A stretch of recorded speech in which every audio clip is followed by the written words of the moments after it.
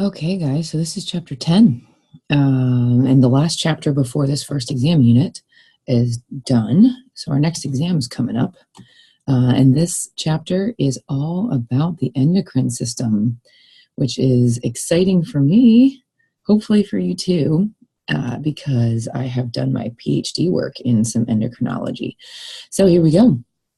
We're going to talk a little bit about intercellular communication first, and then get into really the nitty-gritty of the endocrine system and how it works, and how the endocrine system is unique from most other systems in that the endocrine system has organs that are specific to the endocrine system and unique to it, but there's also other organs from other organ systems that share a role in their own organ system and accomplish the goals of that organ system, but also are an endocrine organ. So there's some funkiness going on here with the endocrine system. But basically, most types of communication, regardless of whether it is endocrine or neural, whatever it might be, your body's really good at using chemical messengers. And we've talked in the nervous system about chemical messengers being neurotransmitters like acetylcholine. And those neurotransmitters are exocytosed, passed into a synaptic cleft or across a synapse to communicate with a postsynaptic cell where there's receptors. Well, the endocrine system is unique in that it uses these chemical messengers. We call them hormones that are released into the blood or interstitial fluid, which is fluid between cells in a tissue or in an organ. So basically, communication in the endocrine system relies on these chemical messengers, these hormones, to be secreted into the blood to communicate with either neighboring cells by way of diffusion, or over much greater distances by basically coordinating to coordinate the nervous and endocrine systems. But basically, these hormones are secreted into the blood and then can circulate through the blood as the blood travels. And anywhere there's a receptor located for that hormone, it'll grab a hold of it and then cause a response in that cell where the receptor is located. So the endocrine system is really incredible. It uses these hormones and transports them in the bloodstream to target cells. So a target cell for a hormone can be nowhere near the gland or organ where it's secreted, because the bloodstream will carry that hormone all over. Think about where blood goes. Where does blood go in the body? It's pumped out of the heart, right? And it's pumped from the heart to the lungs, to your brain, to your arms, to your toes. It's pumped everywhere. So blood can move into and out of, by way of blood vessels, pretty much every cell in the entire body. So any hormone that's being transported in that blood can make its way to every cell in the body. But if it doesn't have a receptor, so the receptor is basically a target for a hormone, and any target tissue or target cell for a particular hormone has a receptor. So the hormone can bind to it and cause a response.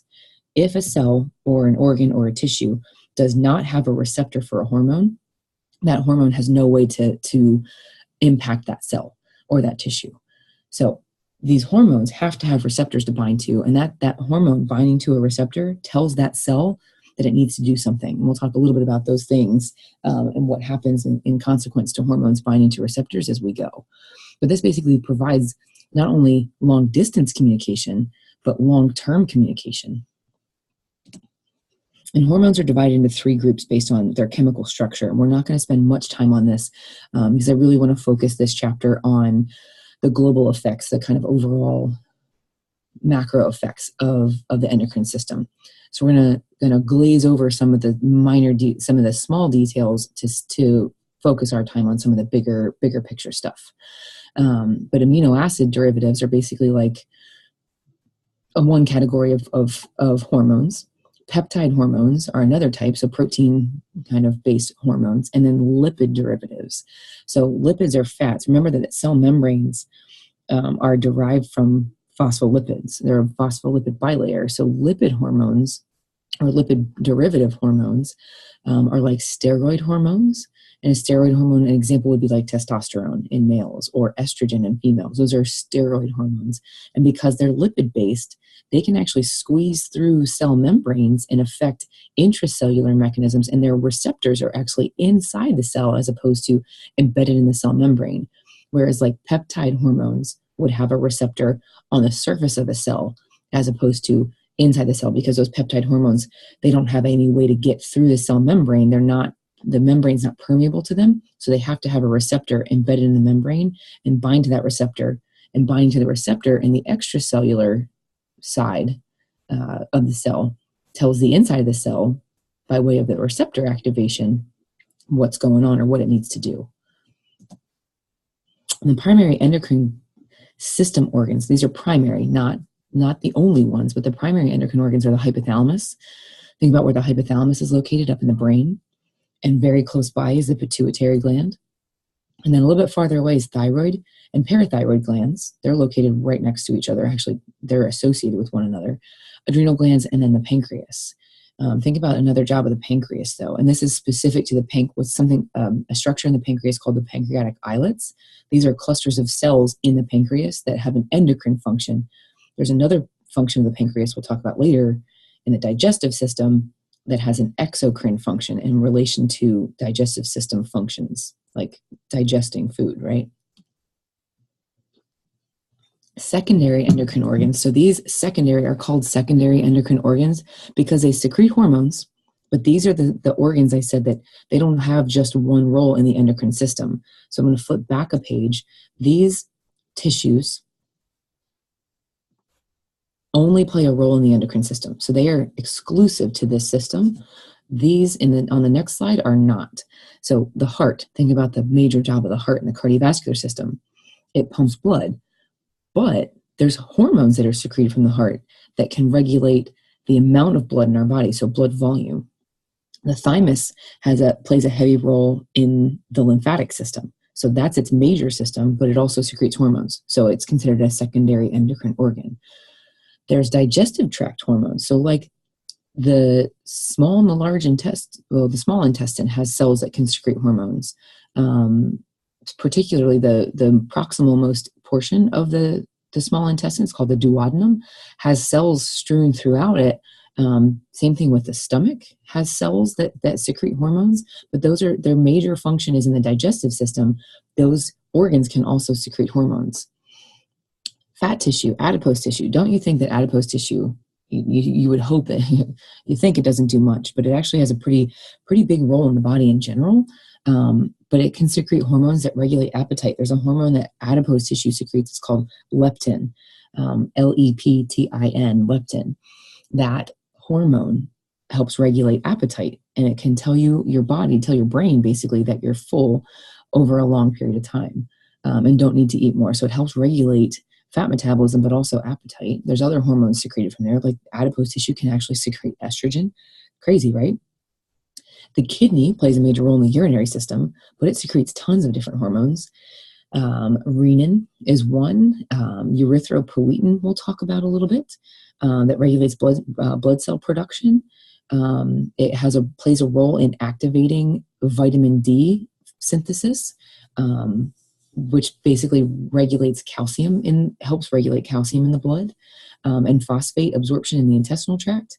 And then the gonads, so the testis and the ovaries in males and females respectively, secrete hormones like estrogen, progesterone, testosterone, and other hormones that regulate those estrogen and testosterone that can affect growth, metabolism, and secondary sex characteristics.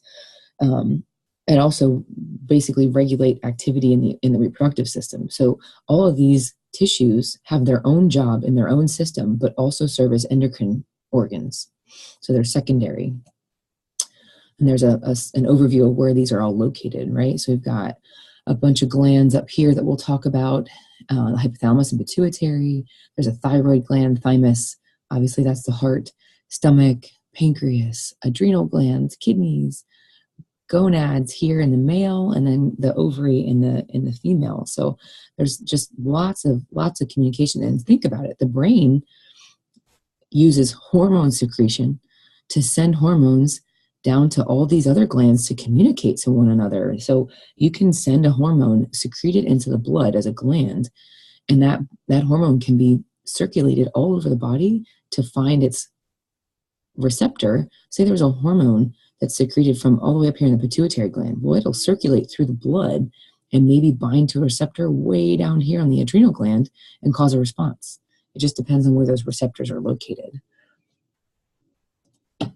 So let's talk about the hypothalamus, because the hypothalamus we've talked about the hypothalamus before in the nervous system, but it has 8 major roles that it plays. So it wears a lot of hats. But this hypothalamus, with regard to the endocrine system, is what we're going to talk about today. So its job in the endocrine system is threefold. It actually synthesizes its own hormones, so it's its own endocrine organ. And it synthesizes these hormones in the hypothalamus, where the cell bodies of these neurons are located. So the hypothalamic neurons are producing hormones, but then those hormones are transported through the axons of those neurons all the way to the posterior pituitary lobe. We'll talk about this guy here later. And that's where antidiuretic hormone and oxytocin are secreted. So the posterior pituitary lobe secretes these two hormones, but they're actually made up here in the hypothalamus. But remember, the hypothalamus and the pituitary are really close to one another. So there's a way, basically, that the hypothalamic neurons, their cell bodies are located in the hypothalamus. The axons project all the way to the posterior pituitary lobe to then secrete, basically, from the axon terminal, ADH, antidiuretic hormone, and oxytocin. So there's one role that we'll discuss. The hypothalamus also secretes other hormones called regulatory hormones, and there's 2 types, releasing hormones and inhibiting hormones. Think about what those 2 names mean to you, a releasing hormone and an inhibiting hormone. An inhibiting hormone inhibits something from happening, right? But a releasing hormone stimulates that something to happen. So there's a bunch of releasing hormones, like growth hormone releasing hormone is an example of a releasing hormone. It stimulates the production and secretion of growth hormone. Think growth hormone releasing hormone stimulates the production of growth hormone from the anterior pituitary gland.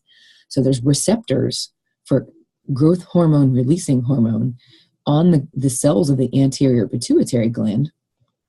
And once growth hormone releasing hormone binds to those receptors, those cells then produce and secrete growth hormone. So the releasing hormones stimulate the production of other hormones from the anterior pituitary gland, and inhibiting hormones typically are secreted from the hypothalamus to inhibit the production of those same hormones. So like you'll have a growth hormone releasing hormone secreted from the hypothalamus, but a growth hormone inhibiting hormone as well. It has a different name, but that's basically what it is. So we'll talk much more about that with regard to the thyroid gland, the adrenal gland, and the gonads as well. The last and third role that the hypothalamus plays in the endocrine system is that it has autonomic centers. Remember, the autonomic nervous system is the sympathetic and parasympathetic nervous systems collectively. So the autonomic centers in the hypothalamus are control centers for some autonomic functions like heart rate, blood pressure, respiration, things like that. But the hypothalamus has this one major center that is comprised of sympathetic neurons that their axons project all the way out to the adrenal medulla. And at the adrenal medulla, those axons synapse on another neuron. Remember, we talked about the preganglionic and ganglionic neurons in the sympathetic and parasympathetic nervous systems. Well, the hypothalamus, it has a cell body of a preganglionic neuron, and its axon extends all the way out to synapse on the ganglionic neuron in the adrenal medulla, the middle portion, the middlemost section of the adrenal gland, where then that ganglionic neuron releases the major neurotransmitter of the sympathetic nervous system. Remember, that's norepinephrine. So we'll talk about that as we go. Let's talk about this posterior pituitary gland first. So again, ADH is antidiuretic hormone. Think about what antidiuretic hormone would do, or think about what a diuretic is. A diuretic induces or promotes urination, right? So antidiuretic hormone prevents that from happening. Both of these hormones are synthesized in the hypothalamus, and then they're actually sent through axons all the way to the posterior lobe of the pituitary gland to be released. So the posterior lobe of the pituitary gland is mostly neural tissue. Think about it, it's axons. It's made up of or comprised of axons whose cell bodies are located in the hypothalamus. They project all the way down through the into the posterior lobe of the pituitary gland to release ADH and oxytocin. So here's the first role in the endocrine system of the hypothalamus. So right here, antidiuretic hormone and oxytocin are synthesized. So they're being synthesized here. There's their cell bodies in the hypothalamus. And these axons, the green axons, project all the way down to the posterior lobe of the pituitary gland, where ADH and oxytocin are actually released into circulation. So I've got some arrows here to kind of show you around this figure, but this figure is in chapter 10. You can see in your book. The anterior lobe of the pituitary gland, so we'll talk more about ADH and oxytocin later and what they do. The anterior lobe but we're going to continue to talk about the roles of the hypothalamus first. The anterior lobe of the pituitary gland has receptors to the regulatory hormones being secreted from the hypothalamus. So the hypothalamus, remember, the releasing hormones and the inhibiting hormones. The releasing hormones stimulate the secretion of other hormones from the anterior pituitary lobe. Those inhibiting hormones prevent the secretion of those same hormones. But those hormones from the anterior pituitary lobe then travel through the blood to the thyroid gland, the cortex of the adrenal gland, not the medulla that we're going to talk about next, and reproductive organs, so the gonads, the ovary and the testis. So here's the second role of the hypothalamus, regulatory and inhibitory hormones. So here's another nucleus up in the hypothalamus where the releasing hormones and inhibiting hormones are produced. And my example earlier was growth hormone releasing hormone. So GHRH is produced, sent through this small bloodstream, what's called the hypophyseal portal system. Another name for the pituitary gland is the hypophysis. So the hypophyseal portal system is a system of capillaries, really small blood vessels that transport the hormones being secreted here into this bloodstream all the way to the anterior pituitary lobe, where there's cells that have receptors for those hormones. Like growth hormone releasing hormone stimulates then the production of growth hormone from the anterior lobe of the pituitary gland. To the adrenal medulla I mentioned earlier, the hypothalamus sends axons of preganglionic sympathetic neurons all the way to the adrenal medulla to activate the sympathetic division of the autonomic nervous system. And in the adrenal medulla, both norepinephrine I mentioned earlier and epinephrine are secreted into the blood. So the hypothalamus can play a role in both the nervous system, but also stimulating the endocrine system to produce its own, by way of producing its own hormones, but also stimulating the production of neurohormones like norepinephrine and epinephrine. So here's the third role. So there's another nucleus in the hypothalamus where there's cell bodies of preganglionic neurons. There's the axons that make their way all the way out. Right here's the adrenal gland that would sit on top of the kidney. And the cortex is this outer section we'll talk about later, where releasing hormones have receptors. Well, these axons synapse on neuroendocrine cells here that are the ganglionic cells, right, in the sympathetic nervous system. We talked about in the sympathetic nervous system, one of the three locations of sympathetic ganglia. Remember, ganglia is a collection of cell bodies. One of the three locations of sympathetic nervous system ganglia is the adrenal medulla. So right here it is. This preganglionic axon synapses on the ganglionic neuron cell body, and then those ganglionic neurons release epinephrine and norepinephrine into the blood. There's a figure of some primary endocrine organs that we're getting to and we're going to talk to, that they only have their role in the endocrine system. So we've covered the pituitary glands located here. The hypothalamus is this area here, just above the pituitary gland, but again, below the thalamus, right? There's thalamus.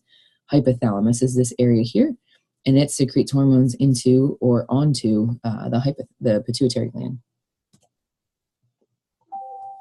So this pituitary gland is called it's called the master gland because it is a major gland, one of the most major glands in the entire endocrine system. It releases 9 hormones, 9 peptide hormones. Remember, peptide hormones have to bind to a receptor that's on the cell membrane, and then that receptor basically receives a signal by the hormone binding to it and tells the inside of the cell what to do.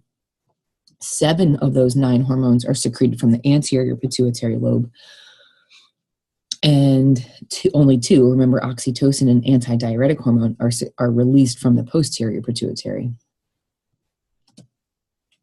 There's a summary of all the hormones. So here's antidiuretic hormone and oxytocin from the posterior. Remember, this is all neural tissue, so this is just axons that are releasing those 2 hormones because they're produced in the hypothalamus.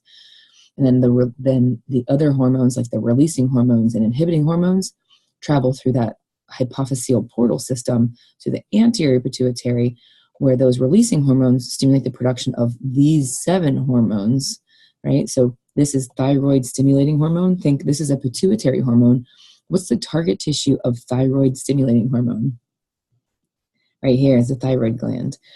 Adrenocorticotropic hormone, ACTH, its target tissue, once it's secreted from the pituitary gland, is the adrenal gland. And these FSH, follicle stimulating hormone, and luteinizing hormone collectively are called the gonadotropins. A tropic hormone or a tropin stimulates the production of something, right? Or an enhancement or a growth in that tissue. So the gonadotropins, remember, these are the gonads. The gonadotropins are FSH, follicle stimulating hormone, and LH, luteinizing hormone, right? Growth hormone, we've talked a little bit about, but its target tissues are mostly, but not completely, the muscular and skeletal systems. And then prolactin is a hormone that stimulates milk production from the breast. We'll talk a little bit about MSH, melanocyte stimulating hormone, but it basically stimulates melanocytes in the skin that we've talked about before to produce the skin pigment melanin. So again, these 7 hormones that are secreted from the anterior lobe of the pituitary gland are called tropic hormones. They turn on other endocrine glands or support their functions. So a tropic hormone stimulates functions, supportive functions, or turns on the glands, basically, that where there are receptors. So these are the 7 we just talked about. We're going to talk a little bit about each one of them, and we'll talk about these pituitary hormones. The releasing hormones that the hypothalamus releases to stimulate the production of these hormones, and then their target tissues. And we'll talk a little bit more about their target tissues, but also the impact on these target tissues that these pituitary gland hormones, basically these pituitary gland hormones stimulate the production of yet other hormones from their glandular target tissues. So thyroid stimulating hormone is targeted as a thyroid gland, and it stimulates the release of thyroid hormones. Those thyroid hormones are produced from the thyroid gland and then have other effects in the whole body. We'll come back and talk about these. We're just sticking with what the pituitary gland hormones do for right now. So the pituitary gland hormone anterior stimulates, it produces thyroid stimulating hormone, binds to receptors on the thyroid gland, and stimulates the production of thyroid hormones. Those thyroid hormones then have another job we'll talk about later. Adrenocorticotropic hormone is the second anterior pituitary gland hormone that stimulates the production of steroid hormones like cortisol from the adrenal cortex, the outer portion of the adrenal gland. And remember, the adrenal gland's just above the kidney there. And that adrenal gland it produces a bunch of hormones we'll talk about later, but one of the major ones is cortisol. And cortisol gets produced because ACTH binds to a receptor on the adrenal gland and tells those cells where that receptor is located to synthesize and secrete cortisol into the blood. The gonadotropins, remember, they're LH and FSH, follicle stimulating hormone and luteinizing hormone. So the basically those 2 hormones are produced from the anterior pituitary gland, and they both have receptors on the gonads, the ovary and the testis, and cause the production of estrogen and progesterone from the ovary and testosterone from the testis, but there's also other jobs that FSH and LH have that we'll talk about here shortly. But the hormones that are stimulated to be produced from those gonads are estrogen, progesterone, and testosterone. Here they are, follicle stimulating hormone, the gonadotropins. In females, that promotes follicle development. Think follicle stimulating hormone stimulates the development of follicles, but also production and secretion of estrogen. In males, it basically promotes maturation of sperm. So again, the oocyte development in the follicle, basically in an ovary, the follicle is where the egg is located, and then production of sperm in the male eventually can lead to fertilization. So follicle stimulating hormone is basically supporting and promoting the production and maturation of both the egg and the sperm. Luteinizing hormone in females induces ovulation, but also promotes secretion of estrogen and progesterone, both sex hormones in females. And ovulation is basically when the egg is released into the fallopian tube and eventually makes its way to the uterus to be fertilized. So ovulation has to happen for fertilization to occur, to make a baby, basically. So LH is a really, really, really important hormone when it comes to sexual reproduction. And in males, LH stimulates the production of testosterone, the male sex hormone. Growth hormone does exactly what its name suggests, stimulates growth and reproduction. So growth hormone is produced from the pituitary gland, and its target tissue is pretty broad. So it doesn't have just one tissue that it stimulates the production of other hormones from. It actually does stimulate the production of other hormones from the liver. That's important in the actions of growth hormone. That's a little complicated. I don't think we're going to talk about that yet today. But basically, the effects of growth hormone accelerate protein synthesis. And think where can you find proteins? Bones, muscles, everywhere. So it basically can help create strong tissues. But it also stimulates cell division and maturation and epithelial and connective tissues. Actually stimulates the breakdown of triglycerides, which is our storage molecule in fat, to fatty acids. And those fatty acids can be used as fuel to produce energy, ATP. And that has a glucose sparing effect. And the glucose sparing effect is really important. There's a couple hormones that do this. We'll talk about another one that does this later. It's called cortisol. The glucose sparing effect is basically your body spares blood glucose so that the tissues that really need it most can use it. So your body and certain tissues can use fatty acids or amino acids from proteins as fuel to produce ATP, so that glucose doesn't get used up too quickly, and it can spare that glucose so that the tissues that really need it, when they need it, have it. And then the liver as well stimulates the breakdown of glycogen, and glycogen is your storage molecule for glucose. So you can break down glycogen and send it into the bloodstream by way of growth hormone. Prolactin is another pituitary hormone that stimulates mammary glands in the breast development and milk production during pregnancy and nursing. And melanocyte stimulating hormone is a weird guy. There isn't it actually has a lot of roles, but one of its major roles is to stimulate melanin production from melanocytes in the skin. Remember, melanocytes are in the epidermis. We talked about these a while ago. They produce melanin, which is responsible for like the brownish pigment in skin.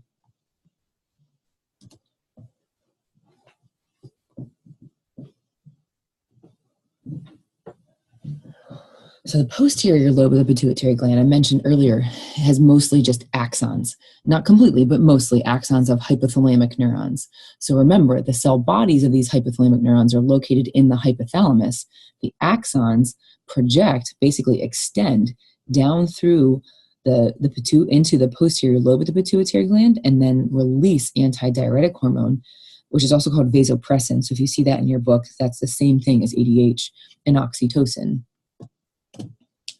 An antidiuretic hormone is released in response to an increase in solute concentration in the blood. And that solute concentration can be something like sodium.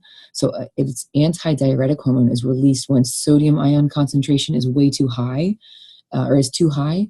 And remember, when we talked about when you guys did your first physiology lab activity, you had to discuss osmosis and solute concentrations, and an increase in solute concentration may indicate dehydration, right? Not enough water around to maintain a normal solute concentration. So your body will send that antidiuretic hormone all the way to the kidney to decrease water loss. So basically, you'll concentrate your urine and hang on to basically keep water in the body to prevent water loss at the kidneys so that the solute concentration in the blood can drop. Another indication here, other responses that ADH will be secreted in response to, another stimulus, is a drop in blood volume, which would also basically indicate dehydration, or a drop in blood pressure, which would indicate the same thing. A decrease in blood volume would cause a decrease in blood pressure. So this antidiuretic hormone is really important to maintain a normal solute concentration in the blood, but also to maintain a normal blood pressure over a long period of time. Oxytocin has receptors in the uterus in females that promotes labor and delivery. So if you've had a baby or know somebody who's had a baby, there is a hormone that's naturally made called oxytocin that's supposed to induce labor. And that induces labor by inducing uterine contraction. So the uterus contracts. If you heard the words contractions before, right? Those contractions are basically the smooth muscle in the wall of the uterus contracting and trying to push baby forward down the birth canal, the vaginal canal.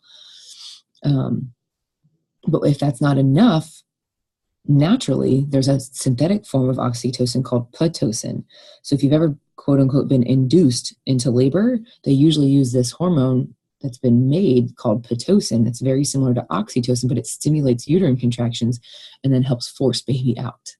But it also helps promote milk production like prolactin would as well. So let's talk about these glands that the pituitary gland the hormones secreted from the pituitary gland can stimulate the production of other hormones from these glands, like the thyroid gland. So if you know where your Adam's apple is, touch your Adam's apple on your throat. That's thyroid cartilage. So the thyroid cartilage is right here. That's what makes up what we call our Adam's apple. It's more prominent in men than it is women. But just below that is the thyroid gland. Just inferior to that is the thyroid gland. And it has a right and a left lobe and separated by this center section called the isthmus. And the thyroid gland, if you cross-section it and look under a microscope at a histological slide, looks just like this. It's one of the more recognizable histological tissues. And if you remember way back from epithelial tissue, right here's a layer of simple cuboidal epithelium. And that simple cuboidal epithelium basically creates what we call a thyroid follicle. And a thyroid follicle is basically a chamber, a circular spherical chamber that's surrounded by simple cuboidal epithelium. And inside here, this area is there's fluid called colloid, and that colloid is basically where thyroid hormones are produced.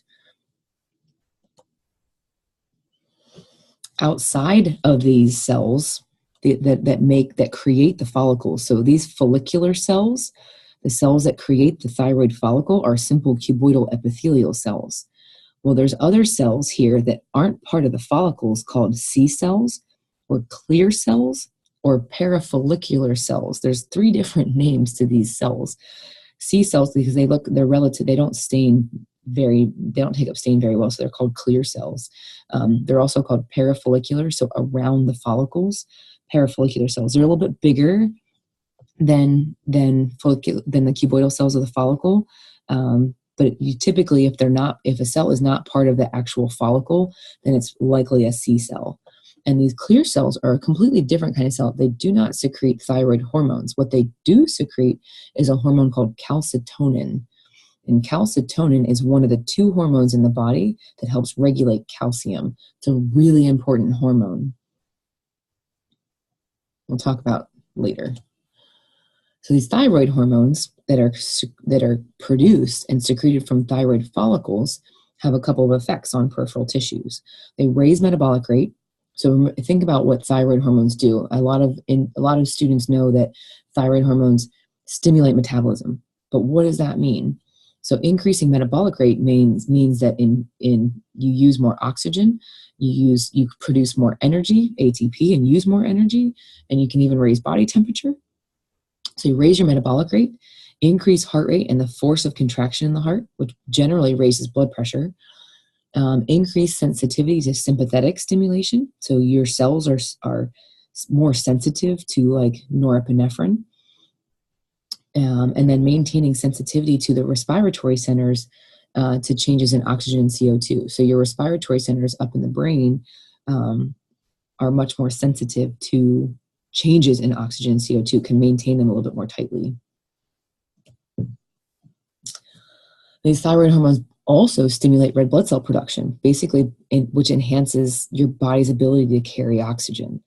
And then others can stimulate other activities in other endocrine tissues, but also increase the rate of bone turnover. So you can change calcium ion concentrations in bone. It has a lot. Basically, there's receptors for thyroid hormones all over the body. All right. So that is it for this half of the chapter. We're going to talk about the second half of the chapter when I see you next time.